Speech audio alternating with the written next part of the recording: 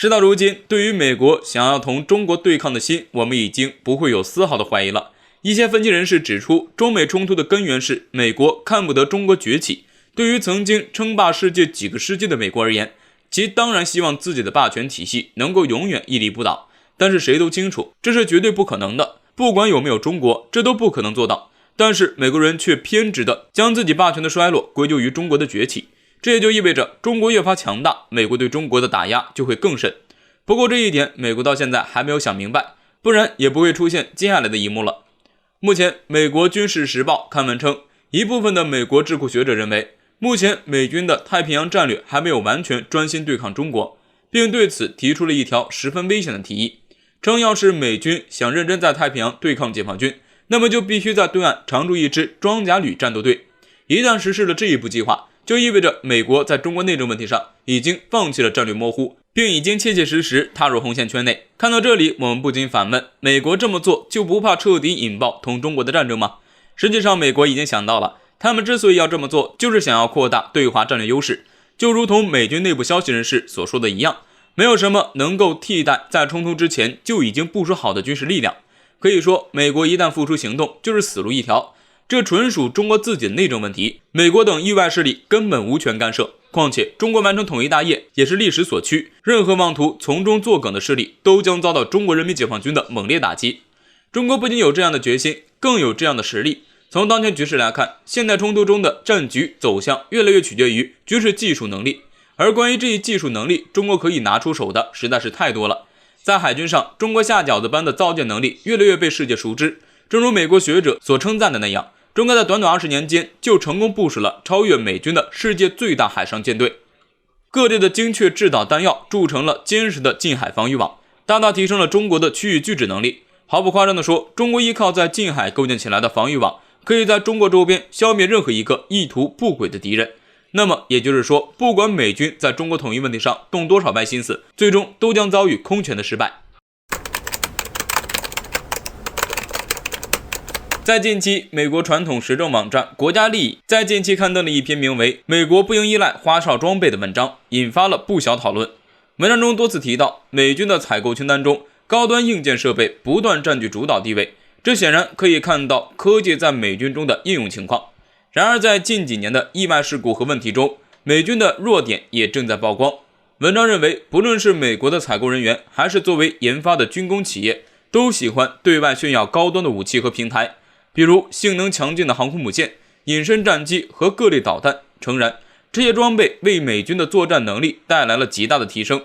但是随着这种风气的出现，美军的研发状况开始走向极端。制造商为了拿下订单，会大量使用未经验证或者现阶段还无法熟练应用的技术，尽可能的加入各类功能。然而这种花哨的做法让装备变得极为不稳定，更让美军的战力发展缓慢。一方面，军工企业在研发装备中大量加入新兴技术，结果导致研发成本无限度拔高，也增加了制造周期。另一方面，不稳定性反而让美军的战斗力大为削减。最典型的就是美军的超级航母福特号，上百亿美元砸下去，却依旧无法达到美军的预期要求。不是升降梯有问题，就是电磁弹射出问题，至今还处于趴窝状态。F-35战机就更不用说了，尽管是备受外界追捧的美军第二款隐身战机，但本身从服役多年到如今依旧有超过700个漏洞问题无法解决。该文章也向五角大楼预警，美军很大一笔支出都花在这些功能花哨的装备上，这变相削弱了海军的作战后期舰队数量。这一点在小规模的冲突或者优势巨大的冲突中不会有很明显的问题，因为补给问题被大量的海外军事基地填补了。补给舰、医疗船或许不如驱逐舰、航空母舰那样能够帮美军建立战术优势，却能够为美军建立足够的战略优势。如果未来中美发生大规模的全面战争，那么美国过于依赖功能花哨的装备是无法打赢中国的。在亚太的军事基地将第一时间承受中国的远程打击。如果后勤舰队依旧如当前的状况，那么美军即便集结了全部的航母编队，依旧无法靠近中国的海岸线，反而更像是一批昂贵的远洋游艇。但从美版知乎这一提问本身来看，中国的崛起程度已经到了不能再被世界忽视的地步了。当然，中国的崛起进程并非是一帆风顺的。从中国展露发展势头之时起，美国就开始对中国虎视眈眈了。细数美国方方面面的遏制举措，从最开始的经济制裁，到后面试图全面脱钩，再到现如今频繁踩上中国红线等，可以说美国为遏制中国发展无所不用其极。但是这样的举措似乎效果并不佳，美国非但没有把中国扼杀住，反而还加速了中国崛起的步伐。也正是在这样的背景之下，美版知乎才有了这样的提问：到底什么才是美国阻止中国崛起的最佳策略？一般而言，在一段竞争关系中，遏制对手的办法有两种，一是提升自己，二是破坏竞争对手。当然，也不排除两种策略并用的可能。就目前而言，美国似乎选择了第二种，在极力的破坏他的竞争对手中国。但是美版知乎的网友似乎都刻意避开了从这两个角度正面回答这一问题，而是纷纷提出了一种类似结论的回答。有网友表示，最好的策略是接受中国将不可避免地成为世界上最大的经济体，并在1个世纪后迅速增长到美国的6倍左右。类似的观点很多，如没有可行的战略来阻止中国的崛起，但要与之共存。甚至有人在这一问题中指责美国，称阻止中国崛起这件事本身就没有意义，而且没有任何理由去阻止中国的崛起。尽管在美国看来，中国是其霸权主义的最大威胁，但是就真的没有办法了吗？有，只不过这无异于美国自己的自杀策略，也即发动全面核大战。就如同内森·詹姆斯所说的一样，对不起，这是一个已经完成的任务，除了毁灭性的世界大战外，没有什么能够阻止中国的崛起。我们知道，一旦中美之间发生核大战，那对于整个世界而言，都将是一场沉重的灾难。恐怕到那时，整个世界都将不复存在。美国阻止了中国的崛起，同时毁灭了世界，又有什么意义呢？这也更加说明了，在美国国内根本不存在阻止中国崛起的最佳战略，这是一种历史趋势，美国不应该试图进行篡改。可见，中国崛起势不可挡，已经越来越成为国际上的一种共识。奉劝美国尽早摒弃零和博弈的思维，同中国和平相处，共同造福世界，不然继续下去，只会面临衰落一种选项。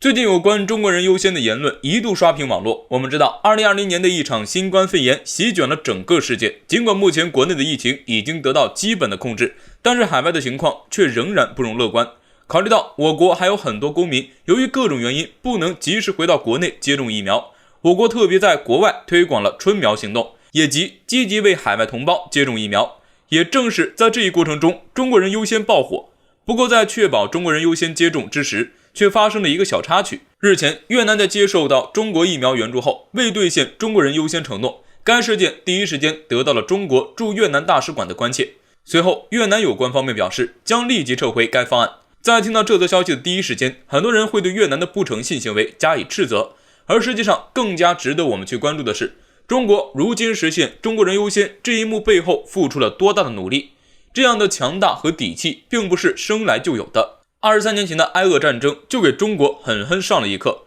当时受限于中国国力，中国没有办法出动海军舰船、飞机等接身处埃俄战争的国人回家，于是便委托美国出面帮忙。但是刚开始答应的好好的，美国在实地组织撤侨时，却首先将中国人排除在外。万般无奈之下，100多名中国公民只好乘坐几艘破旧的小渔船，整整在海上漂泊了2天才抵达安全地带。可以说，这件事情就像一块重重的石头一样，压在中国人的心上，久久无法平复。这也让很多国人开始扪心自问，如果我们有一支强大的海军舰艇部队，一切是不是就不一样了？是的，如果我们有一支强大的海军部队，一切就会不一样。可以这么说，一个国家海军实力的强弱，就是一个国家综合实力的最直接体现。